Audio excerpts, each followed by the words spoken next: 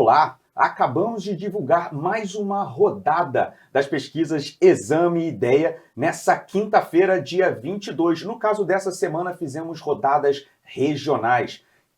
Pesquisamos com o eleitorado do estado de São Paulo e do estado do Rio de Janeiro a opinião e intenção de voto para eles perante essa eleição de 2022. Para o estado de São Paulo, realizamos 1.200 entrevistas durante o dia 16 e 21 de setembro. Para o Rio de Janeiro, o tamanho da amostra foi de 1.000 pessoas. Lembrando, tudo que discutiremos aqui é uma inferência, é o retrato de hoje e a margem de erro é de 3 pontos percentuais para mais ou para menos em ambos os estados. Para a conversa, eu convido aqui o Gil Garré, jornalista político da Exame, e a Cila Schillmann, vice-presidente do Instituto Ideia. E mais uma vez passo a palavra para vocês, Gil e Cila, parabenizando essa parceria Exame-Ideia nessas eleições de 2022. Obrigado. Obrigado, Daniel. Eu vou começar aqui puxando alguns números antes da gente começar aí, para a gente começar a falar sobre os números de São Paulo e do Rio de Janeiro. Eu vou puxar primeiro os números de São Paulo. A gente tem uma tela, uma arte, que mostra aí como está a disputa ao Palácio dos Bandeirantes.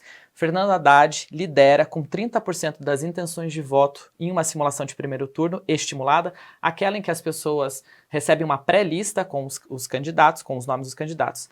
Tarcísio de Freitas, ele aparece em segundo lugar com 22% e Rodrigo Garcia, o atual governador, tem 18%. Como a margem de erro é de 3 pontos, esse cenário deles de 22 e 18 é considerado um empate técnico, mas com uma leve vantagem aí de Tarcísio. E os demais números, os demais nomes ficam abaixo aí de 1% ou não pontua, e as pessoas que não sabem somam 11%. Esse que é o cenário ao governo do estado de São Paulo, ele afunilando nessa reta final aí, a gente há poucos dias desse primeiro turno.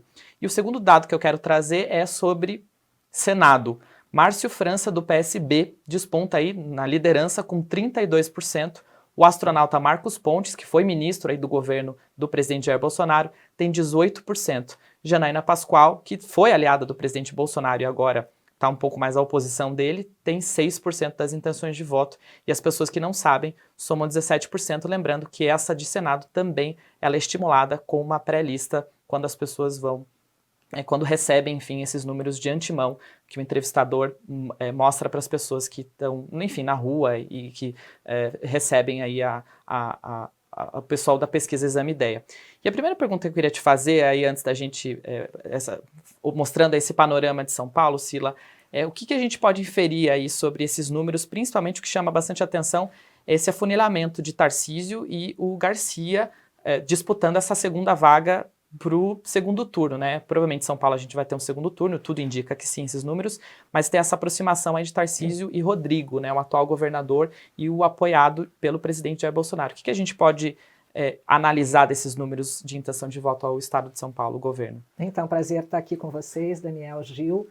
Acho que inicialmente é importante a gente lembrar como é que é São Paulo, né? 28 anos a gente tem aqui um governo de PSDB, né? E o PSDB domina o que a gente chama de campo azul aqui.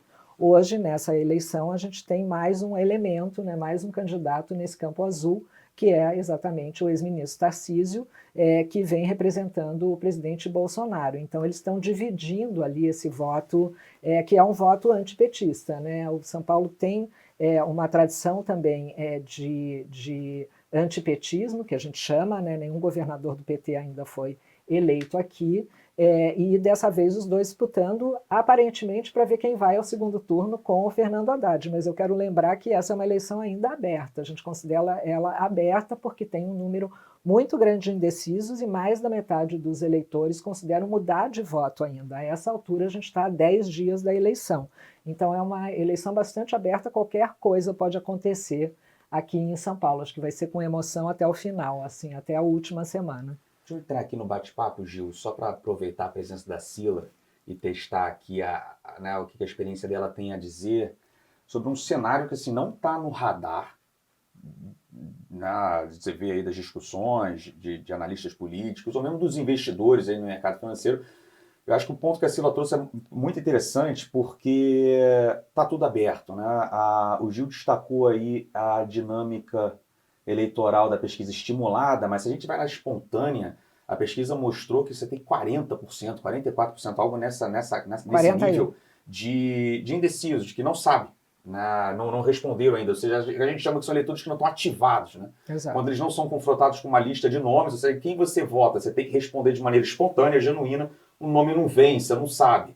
Né? Então mostra que o eleitor ainda para a dinâmica regional, ou seja, para governo diferente da dinâmica presidencial, ele ainda não está ativado. 40% é muita coisa, então tudo pode acontecer. Né? Você pega essa distribuição da estimulada, imagina esses 20 a 30 pontos desses 40, né, se distribuindo, que vamos assumir que parte também vá para nulo ou continue indeciso até a reta final, mas tudo pode acontecer, tudo pode mexer. E tem um cenário aqui, que eu vou casar 2 pontos que a Cida falou, está em aberto, e realmente é um estado, né, tradicionalmente, historicamente, não PT, em termos estaduais. Aliás, o PT nunca governou o estado. Sila, qual a probabilidade do Haddad não ir para segundo turno? Desse tudo poder acontecer, a gente chegar na reta final e passar, pelo que as pesquisas indicam hoje, Tarcísio e Garcia para o segundo turno e o Haddad não ficar. Por que eu digo isso e concordo? Porque isso seria um cenário assim, bastante adverso para a corrida presidencial, caso vá para segundo turno, que ainda é o cenário base. Imagina, né, o PT não ter um palanque aqui em segundo turno para poder se manter competitivo, né, para o dia 29 de outubro, caso a gente vá para lá. É isso que eu queria trazer para a mesa, Ciro. O que você tem, assim? Qual a sua visão hoje para isso? Olha, eu acho que é possível, mas não é provável. Né? Tem essa possibilidade, mas né, não é provável porque exatamente você tem eleitores mais conservadores, eleitores mais progressistas, eleitores mais de classe D, e eles são distribuídos exatamente entre esses candidatos. Acho que o que está acontecendo mesmo é essa divisão do eleitorado entre Tarcísio e Rodrigo. Então, acho que o mais provável é que o Haddad vá ao segundo turno com um dos dois. Mas eu queria chamar a atenção para os desafios do Haddad daí no segundo turno, seja com qualquer um dos dois que ele vá, porque se de um lado ele tem 30% da intenção de voto, ele tem 36% de rejeição. Só lembrando que tanto o Rodrigo quanto o Tarcísio, depois desse primeiro momento de campanha eleitoral, e a gente está no momento de ataque, né, a gente, assim, do ponto de vista técnico, eu diria, né, as campanhas no marketing político se dividem em algumas fases, né, se você for olhar grosso modo. A primeira é de apresentação, e esses dois candidatos precisaram muito de apresentação, porque eles eram, né, no começo da corrida, agora há pouco, né, muito desconhecidos. O Rodrigo, mesmo sendo governador, ele assumiu o governo só na saída do Dória, que foi agora há pouco, e ele era um cara que já esteve nas administrações todas, né, desde Mário Covas, mas nunca disputou uma majoritária. É uma diferença enorme se não ter disputado uma majoritária no nível de conhecimento das pessoas.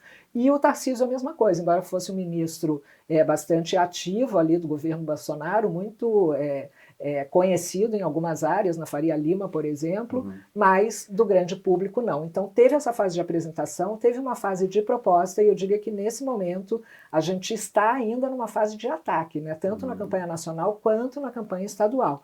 Tanto é que aumentou a rejeição desses dois candidatos, mas os dois estão ali com 15% cada um. Veja que 15% é diferente de 36%.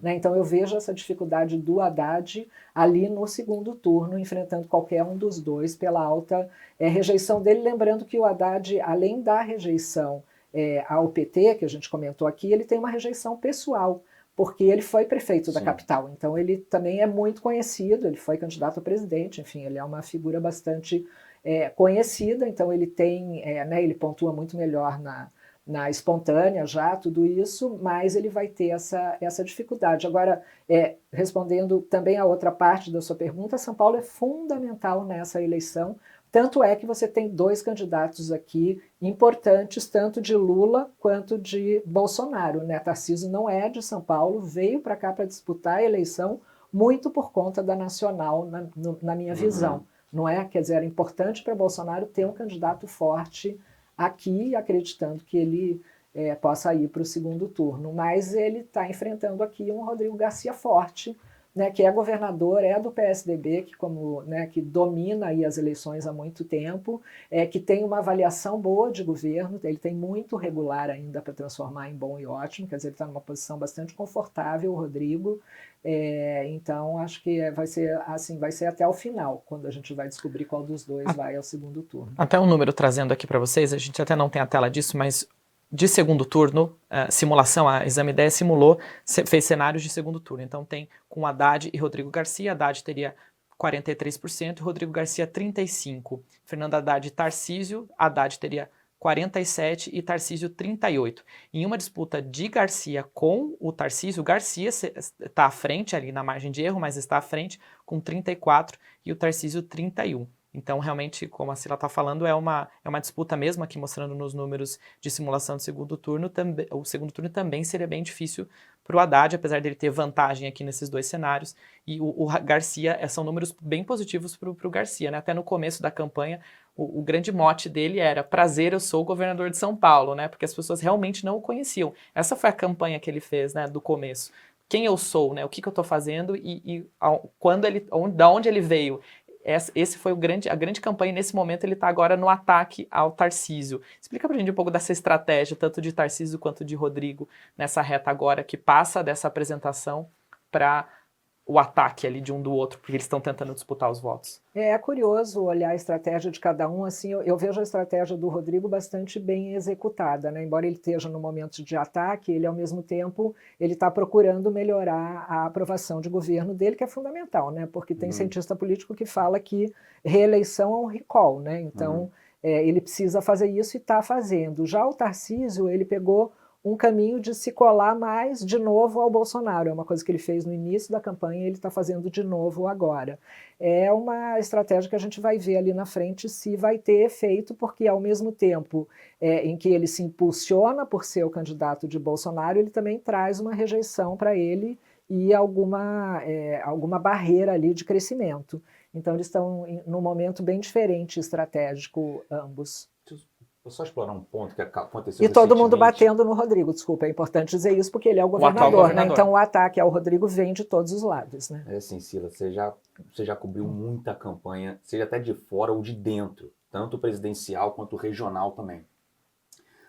Na sua sensibilidade, assim, quão grave é chegar nessa reta final, hoje a gente está por acaso 10 dias, quão grave pode ser o cometimento de deslizes?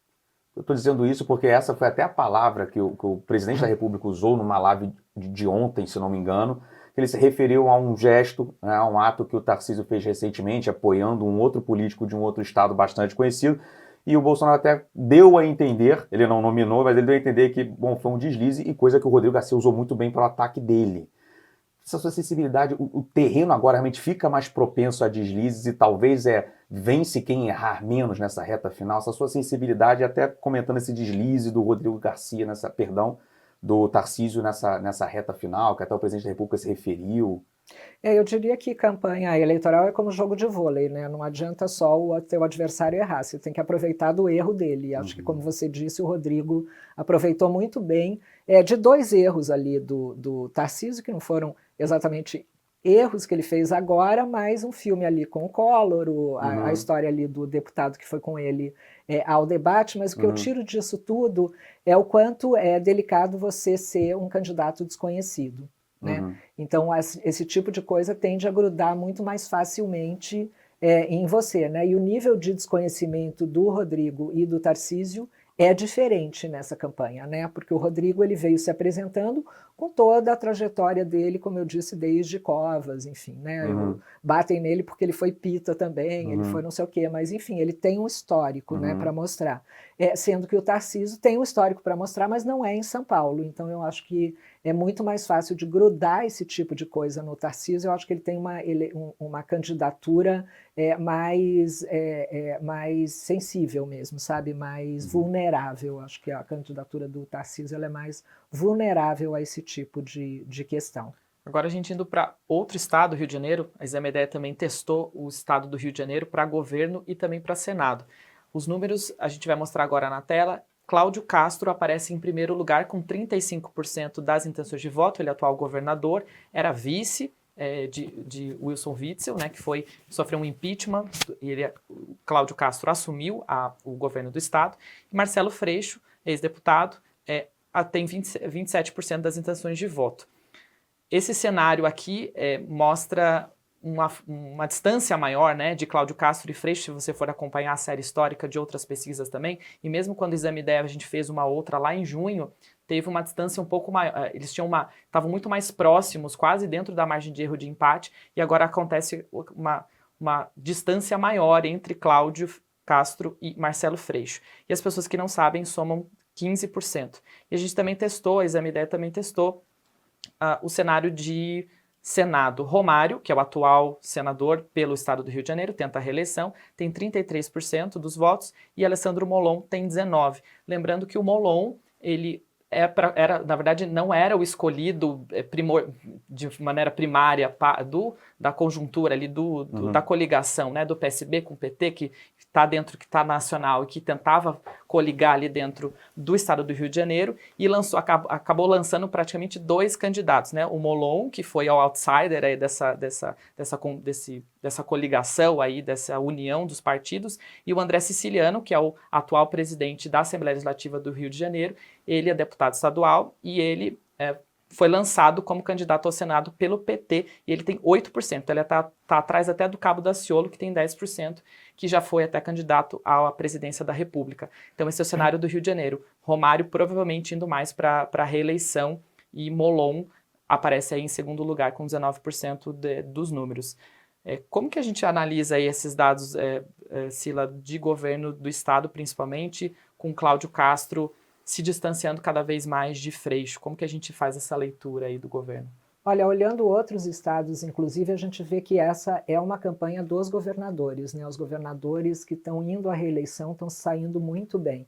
Acho que tem vários motivos para isso, né? A pandemia pode ter contribuído com isso, né? Inclusive os conflitos que ocorreram entre governadores e o próprio presidente, e acho que é uma eleição também de pessoas conhecidas, é uma eleição de segurança, uma eleição que não é uma eleição dos outsiders, do diferente. Quando você tem um governo que é bem avaliado ou que tem muito regular, isso já é um passo que a gente olha para uma probabilidade maior de reeleição. O Cláudio Castro, assim como o Rodrigo Garcia, também é um desconhecido, era um desconhecido no início da campanha.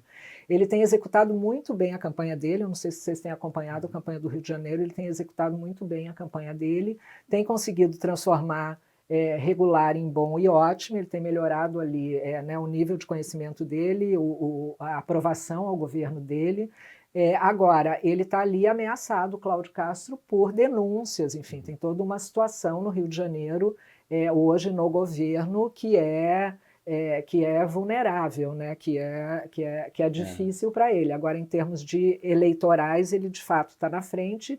Essa questão da esquerda ou dos outros candidatos estarem divididos atrapalha, e é curioso que você falou do Senado. O Senado, o que está acontecendo em São Paulo é exatamente a mesma coisa, mas invertido do que está acontecendo no Rio de Janeiro. Então, o Márcio França, ele é favorito ao Senado aqui em São Paulo porque ele é o único candidato competitivo na esquerda.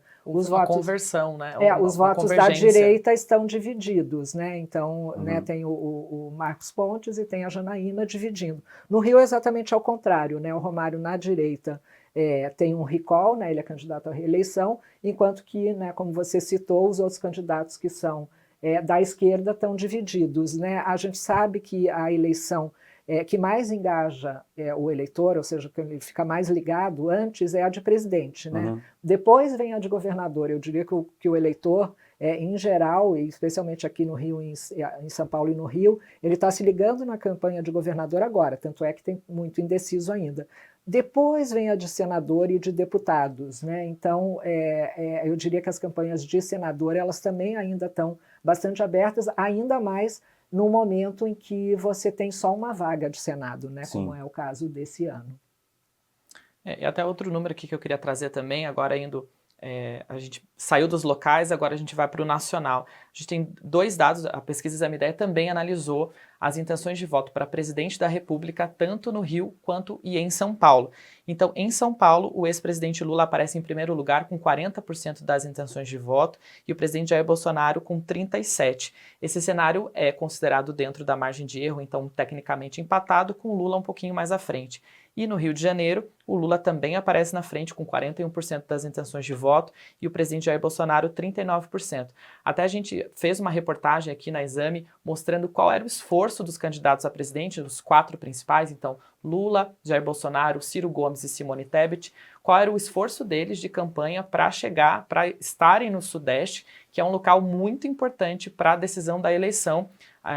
Enfim, o maior colégio eleitoral com 66 milhões de votos aqui no Sudeste.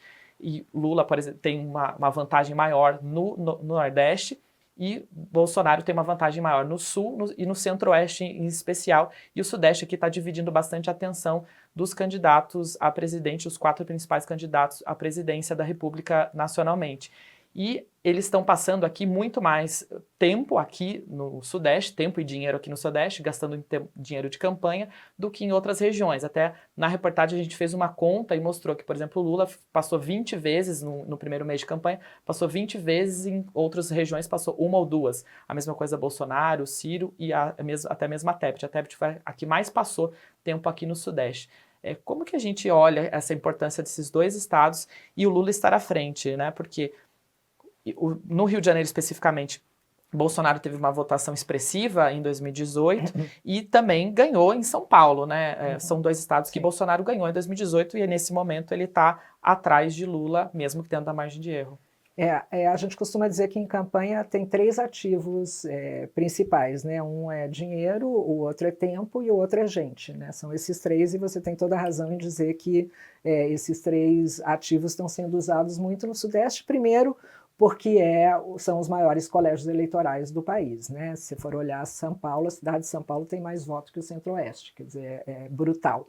Em segundo lugar, é mais swing vote, como a gente fala, né? Aqui pode ganhar de um lado ou de outro no Sudeste. E foi aqui também onde Bolsonaro teve a grande diferença, né? Bolsonaro ganhou de 68% no segundo turno no Rio de Janeiro. Lembrando que o Haddad chegou em terceiro no primeiro turno no Rio, né? Ele foi ao segundo turno, mas no Rio ele chegou atrás de Ciro Gomes, e aqui em São Paulo o Bolsonaro fez 60%, ou seja, ele fez muita diferença. Então, usando um paralelo aí com o jogo, eu diria que no empate a banca leva, né? E no caso a banca é o Lula, né? Então acho que o empate na região sudeste ela acaba favorecendo ao Lula. O presidente Bolsonaro precisa correr atrás. Agora é o lugar onde ele mais pode conseguir votos, tanto agora no primeiro turno quanto no possível segundo turno, porque aqui você tem eleitores mais voláteis, especialmente os de classe C que moram nas grandes cidades, que são eleitores que votaram na ex-presidente Dilma em 2014 e no Bolsonaro em 2018, e que hoje estão desapontados com o governo Bolsonaro. Eles não são eleitores que exatamente rejeitam, né, no sentido de não voto de jeito nenhum. Eles estão desapontados, tanto é que quando você olha o merece continuar ou não merece continuar, ele ainda é alto para o presidente Bolsonaro de não merece um segundo mandato, tanto no Rio quanto em São Paulo.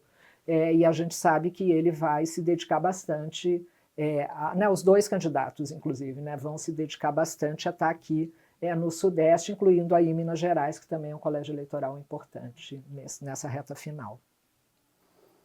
Para mim, o Rio é uma curiosidade, assim, Sila. É meu colégio de voto, mas para por aí meu conhecimento político, vamos dizer assim, né, da regional, dinâmica regional, principalmente do estado do Rio de Janeiro. Mas se você pensar que o Bolsonaro em 2018 fez 68%, né, e vamos dizer, a esquerda ou o PT, né, nem segundo lugar fez naquela época ali no estado, e como que caiu, como que o Bolsonaro perdeu o eleitor, sendo que assim, porque vamos supor, São Paulo, o Bolsonaro perdeu o eleitorado dele em 2018 por várias coisas, seja por realmente alguma rejeição pessoal, talvez associada com a condição da pandemia, ou porque, como a Sila já colocou aqui também, a dinâmica, os incentivos, as regras dessa eleição talvez voltaram mais ao tradicional e ao estrutural do que o que foi em 2018. Que era uma busca pelo novo, pelo diferente, pelo tudo isso, não quero nada do que está aí, né? E talvez, realmente, 2022 voltou às forças mais comuns, às influências mais comuns de economia, esperança, perspectiva, né? Mas o Bolsonaro teve a sua deterioração, tanto é que a gente está discutindo aqui a probabilidade até dele não se reeleger, seria o primeiro presidente da República a não conseguir isso. Só que no estado de São Paulo, você ainda dá para entender, porque você teve um governo aqui, e todo mundo acompanhou o confronto e a batalha e a guerra de narrativas na época de pandemia, isolamento, Com vacina, né, na época o João Dória. Então talvez, né, você conseguiu, né, você teve força, você teve um estímulo para detrair a imagem do governo ou a reprovação do governo. No Rio não foi, pelo contrário, né, o governo era de alguma forma aliado, ou pelo menos não era oposição, e como que o Bolsonaro realmente assim, né, se esvaiu assim, no eleitorado do estado do Rio, isso é uma coisa que chama atenção, porque o que a Sila falou é verdade, assim, o Sudeste hoje, Você tem que, é conta, não é avaliação, não é, assim, é conta, né? Se o Bolsonaro não abrir de 5 a 10 pontos em pelo menos Rio e São Paulo, né, e Minas talvez empatar algo assim, a conta não fecha. O Rio, eu acho que ele teve um ponto fora da curva, foi em 18, por várias Tá. situações. Primeiro que Rio de Janeiro é o berço político de Bolsonaro, né? Pois Então é. ele já saiu ali de uma vantagem. Mas acho que principalmente tem uma questão que até a gente estava falando fora do ar aqui com o Gil. Segurança é muito importante no Rio de Janeiro e Bolsonaro veio com Teve muito. com Aham. uma agenda de segurança muito importante, que não está sendo importante verdade. nessa campanha, mas em 18 teve a intervenção no Rio de Janeiro, Uhum. tinha acabado de acontecer a intervenção militar no Rio de Janeiro, enfim. Verdade. E aí tem também a Lava Jato, que eu considero muito importante para o Rio, porque você tem que lembrar que a sede da Petrobras é no Rio de Janeiro, o Rio é um produtor importante de petróleo, portanto o Rio sofreu muito com a Lava Jato, inclusive economicamente, enfim, teve um impacto muito grande a Lava Jato ali no Rio, e o Bolsonaro veio como diferente de tudo que estava ali, uma ruptura. Então acho que tem várias questões do Rio. Agora, durante esse período, você teve governadores presos, enfim, você teve governadores aliados, inclusive do Bolsonaro, envolvidos em corrupção, você tem ali conversa de rachadinha, enfim, muita coisa que está acontecendo com relação ao governo Bolsonaro acontece no Rio de Janeiro, né? E geograficamente o Rio é muito diferente, né? Se for olhar São Paulo, Minas Gerais, não tem nada a ver, né? Os votos são muito concentrados, né? Você tem a Baixada, você tem a capital, e depois o voto é bastante disperso, né? Então é um voto muito de cidade, né? Um voto urbano, e hoje a gente vê aí uma resistência ao Bolsonaro aí nesses centros urbanos, seja por conta da questão econômica, enfim, acho que a gente poderia conversar muito aqui sobre Rio de Janeiro, é muito interessante mesmo olhar o que acontece no Rio, e para o Bolsonaro é bastante, eu diria quase que dramático, né? Ele está empatado no Rio de Janeiro. Há 10 dias da eleição não notou que o Gil chamou que essa reta final, agora os dois candidatos vão focar aqui, o Bolsonaro tem espaço para melhorar, na região sudeste. E ele fez um esforço, né? Por exemplo, 7 de setembro foi no Rio, não foi em São Paulo, né? Ele tem feito um esforço de estar lá. E lembrando também, né? Tanto Lula, a base eleitoral dele, né? A escola dele eleitoral é em São Paulo e de Bolsonaro no Rio de Janeiro, né? Então tem essa questão histórica também que é importante desses dois principais nomes à disputa à presidência. São muito conhecidos, né, também. Bom, os dois são amplamente conhecidos em todos os lugares atualmente. Porque pegando até um gancho do que a Cila trouxe no início da fala dela para falar da pesquisa do governo do estado do Rio, né, que essa é uma pesquisa que os governadores que estão tentando se reeleger estão indo muito bem. E na região sudeste, principalmente, assim, você tem, né, a julgar por outras pesquisas que a gente está lendo, assim, tem uma probabilidade, depois eu jogo essa bomba para Cila para você falar se é possível ou provável, mas de você ter realmente uma resolução do governo de Minas Gerais no primeiro turno. E que se isso acontecer, dificulta mais ainda para o Bolsonaro, né, a sua penetração durante um segundo turno, né, ali em Minas Gerais. Vamos supor que Minas Gerais não tem mais palanque regional, não tem mais campanha de governo, né, a eleição acabou dia 2 de outubro agora. Fica um vácuo ali, né, para você ter que pegar votos, você não tem mais como aproveitar, tentar uma aproximação mais direta, mais explícita com, no caso, o governador Zema. Então ele vai precisar muito mais de Rio e São Paulo, deveria focar em aumentar muito mais essa diferença de Rio e São Paulo, porque só o fato do que a pesquisa está mostrando agora deles estarem tecnicamente empatados, realmente foi o que a senhora falou. É má notícia para o projeto de reeleição do atual governo federal. Né? Agora ele fez bons palanques, eu acho que a ideia de trazer o Tarcísio para São Paulo foi muito acertada, né, no sentido de que ele não teria, né, vejam que quando se falava em Rodrigo, se falava em Dória para presidente, então Rodrigo não seria um apoiador de Bolsonaro, então trazer o Tarcísio para cá eu achei bastante esperto, porque ele está fazendo um trabalho de divulgação do governo Bolsonaro, né, trazendo o Bolsonaro na sua propaganda. O Cláudio Castro também é um governador aliado ao Bolsonaro, não tem usado o Bolsonaro na TV. Não é tão ativo, isso que eu não tem usado o Bolsonaro na TV, aliás, como acho que quase nenhum governador bolsonarista tem usado o Bolsonaro na TV, né? Mesmo os mais próximos, eles estão cuidando da vida deles ali, com a aprovação deles e andando. E agora, isso que você falou do segundo turno, a gente sabe que o eleitor fica menos engajado numa eleição em que não há segundo turno para governador. Sim. Então, isso realmente em Minas é um problema. Agora, isso não foi, digamos, incompetência ou falta de atenção do Bolsonaro para fazer o palanque. Foi uma circunstância, né, em que o Zema se elegeu casado com ele, e durante a pandemia ele se afastou, né? No momento que Bolsonaro ficou negacionista, Zema não ficou, E no momento em que ele se afastou, ele cresceu, e então hoje ele tem uma situação muito diferente da do presidente Bolsonaro, já que ele é bem avaliado, né? E a gente sabe que um governo bem avaliado é um caminho bem mais fácil para uma reeleição, então ele não vê incentivo em estar junto do Bolsonaro nesse momento. Uhum. Agora, o Calil está crescendo, né? E vai crescer lá, então ajuda o presidente Lula, o ex-presidente Lula também, mas não deve ter um segundo turno, porque só os dois são competitivos, né? A mesma coisa que acontece na Bahia, né? O Jerônimo está crescendo, mas é difícil você ter um segundo turno se você não tem um terceiro candidato competitivo. A mesma coisa em Minas Gerais, porque o Carlos Viana, que é o candidato do Bolsonaro, não conseguiu achar um espaço entre dois candidatos tão conhecidos também, como são o Calil, ex-prefeito, e o Zema, atual governador. Interessante. Vou perguntar para a Sila agora exatamente essa coisa de primeiro turno, segundo turno. No regional, acho que, né, você tem estados realmente como Bahia, Minas Gerais. Você não chegou a falar com essas palavras, mas é provável que você vença, que você acabe no primeiro turno.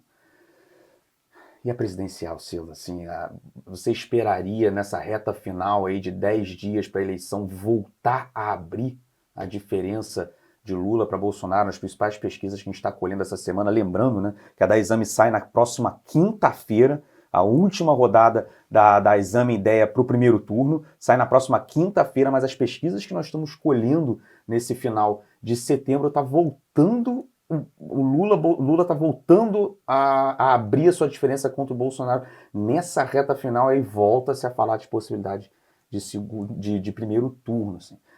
Que seria pelo fenômeno do voto útil. Ou seja, Ciro e Tebet, com essa soma aí de 9 a 11 pontos que eles têm combinados, se diluir, muito até como aconteceu em 2018, né? E você acabar que matematicamente você conseguir acabar o primeiro turno. Como é que você está enxergando essa reta final, essas pesquisas voltarem a mostrar a diferença de Lula para Bolsonaro e a possibilidade ou probabilidade da eleição nacional acabar em primeiro turno pela primeira vez na história? Por enquanto, a gente teve primeiro turno em 98, né? Com 94 também, né? Na reeleição. Em 94, Na reeleição, de reeleição a gente está falando. Mas, de qualquer forma, 98 faz tempo, né? Verdade. Mas, enfim... que no caso seria a primeira vez de um presidente não ser reeleito no isso primeiro sim. turno. Isso eu quis dizer, mas você está certo. Exatamente, pode acontecer isso. Eu não vejo... estatisticamente, não vejo nos dados hoje essa possibilidade da eleição acabar no primeiro turno. Eu vejo a eleição acabando, indo para um segundo turno, eu vejo os eleitores ali, né, é muito na margem o que a gente vê de perda de eleitores do Ciro, principalmente. É difícil a gente olhar os eleitores da Simone, porque, enfim, até pela faixa de voto que ela tem, estatisticamente, é difícil você saber para onde eles estão indo, de onde eles estão vindo, mas, de qualquer forma, eu não vejo um movimento, nesse momento, de voto útil. O que há é um esforço muito grande de voto útil, uma pressão muito grande em cima dos eleitores de Simone e de Ciro, mas eu não sei até onde que essa pressão tão forte não vai fazer com que eles se retraiam e digam não. Eu quero votar assim no primeiro turno e você não vai me pressionar a mudar o meu voto. Então, acho que tem isso. E a segunda coisa que eu acho muito importante a gente olhar, Daniel, é que, como é uma batalha de rejeições, né, um está votando para o outro não ser eleito, né, tem uma grande parte do eleitorado aí que a gente sabe que está votando por isso.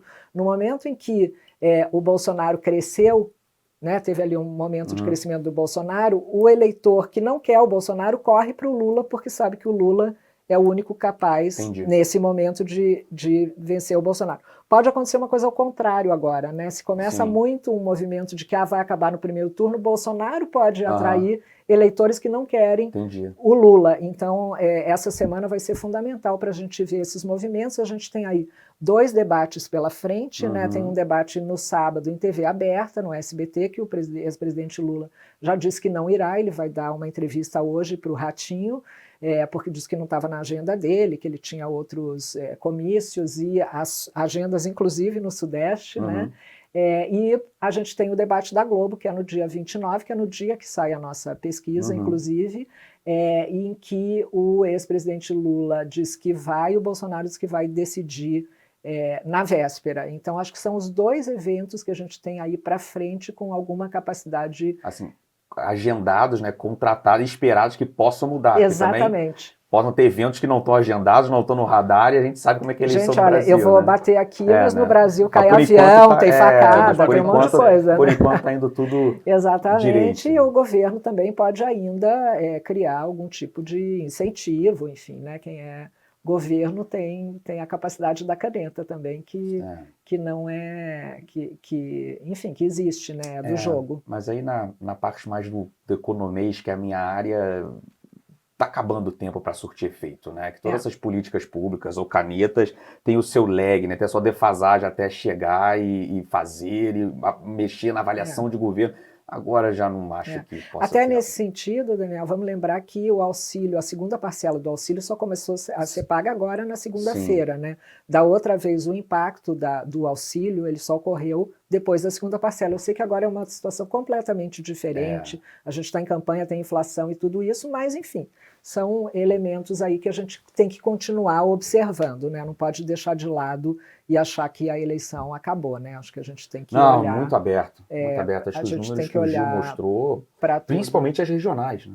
Acho que estão muito abertos. Gil, próxima pesquisa, então, dia 29, no dia do último debate presidencial, às vésperas do primeiro turno. 4 dias do primeiro turno das eleições, a gente tem aí a pesquisa, e que daí nessa pesquisa a gente consegue falar de voto válido, né? Porque até então, estatisticamente, é difícil a gente dizer de voto válido. Então vai ser a pesquisa, tem a boca de urna no dia da eleição, mas tem essa pesquisa aí 4 dias antes que a gente consegue falar de voto válido para a gente até analisar essa questão de primeiro e de segundo turno. Então, dia 29 aí, o pessoal que está vendo, acompanha. Lembrando que os votos válidos tiram os votos de quem quer votar em branco, nulo, ou de quem não vai aparecer para votar. Né? Exatamente. 10 dias em aberto. E fica o convite, se você quiser acessar os detalhes da pesquisa, tá no portal da Exame. Dentro da pesquisa você também consegue deixar o seu e-mail para receber em primeira mão essa pesquisa do dia 29, que já está bastante aguardada. Gil Garré, jornalista de política da Exame, Silas Schumann, vice-presidente do Instituto Ideia. Muito obrigado pela presença aqui, muito obrigado pela participação, e a todos nos vemos na próxima semana com a pesquisa da corrida presidencial das eleições de 2022, dia 29. Um grande abraço.